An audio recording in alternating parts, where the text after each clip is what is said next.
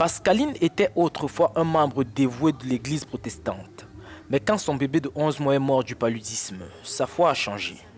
Elle n'a pas perdu sa religion, elle a simplement changé sa façon de la pratiquer.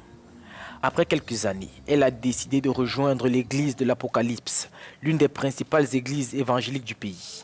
Ici, elle dit avoir ressenti la consolation qui lui manquait auparavant.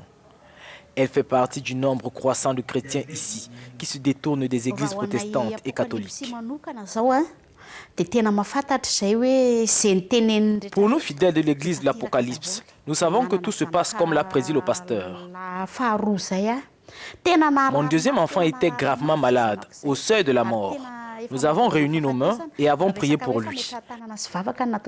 Et mon enfant a été guéri, sans un médicament. Le pasteur Melhol, un ancien marchand de rue, est l'une des figures les plus importantes de l'église de l'Apocalypse. Il dit avoir vécu une révélation divine en 1991, lui disant de fonder une nouvelle église. Elle devait être basée sur Révélation, le dernier livre du Nouveau Testament, également appelé le livre de l'Apocalypse. Il affirme que son église a gagné plus d'1 million de fidèles.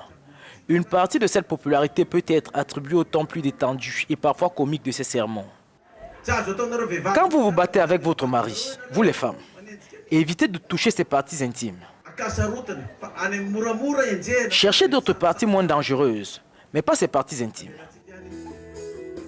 Le pasteur encourage ses fidèles à donner 10% de leurs revenus à l'église, conformément au système de dîmes décrit dans la Bible.